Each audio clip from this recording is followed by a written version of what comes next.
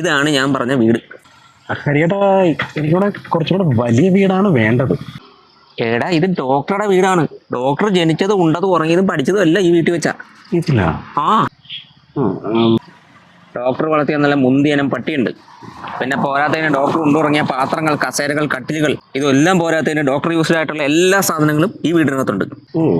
വാ, നമുക്കൊന്ന് കണ്ടു നോക്കാം. എനിക്ക് ഡോക്ടറുടെ വീട് എന്നൊക്കെ പറഞ്ഞാൽ ഒരു എടുപ്പൊക്കെ തന്നെയാ. പക്ഷേ എനിക്ക് ആദ്യം വേണ്ടത് ഒരു കാറാണ്. അത് കാറല്ലേ? ആ കാറല്ലേ ഇത്? ഇത് വിൽക്കാനിട്ടിരിക്കുന്ന? പിന്നല്ലാതെ നല്ല മുന്തിയനം ഡോക്ടർമാർ ഉപയോഗിച്ച വണ്ടികളാണ്. മുന്തിയനം ഡോക്ടർമാരെന്ന് വെച്ചാ? എടാ, ഈ മുന്തിയനം ഡോക്ടർമാരുടെ വണ്ടികൾ അധികം ഓടാറില്ല. വീട് ഹോസ്പിറ്റൽ, ഹോസ്പിറ്റൽ വീട്. മനസ്സിലായോ? മനസ്സിലായി. ചേട്ടാ, ഡോക്ടർ ഉപയോഗിച്ച വീട് ചേട്ടാ, നല്ല വീട് ചേട്ടാ. ഹരിയേട്ടാ, എനിക്ക് ഈ വിലയാണ് അങ്ങോട്ട് സെറ്റ് ആകാത്തത്. എടാ, കണ്ട ആപ്പ് ഉപ്പകൾ ഉപയോഗിച്ച വീടോ കാറോ ആണെങ്കിൽ കുഴപ്പമില്ല.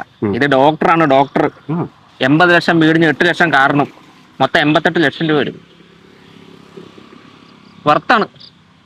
അല്ല ഹരിയേട്ടാ, ഞാനൊരു കല്യാണമൊക്കെ നോക്കുന്നുണ്ടേ. അപ്പോൾ ഒരു പെണ്ണൊക്കെ സെറ്റാക്കിയിട്ട് മേടിക്കാന്നാ വിചാരിക്കണേ. ചേട്ടാ, ഡോക്ടർ ഉപയോഗിച്ച ഭാര്യ ഇരിക്കും ചേട്ടാ, നല്ല ഭാര്യ ചേട്ടാ.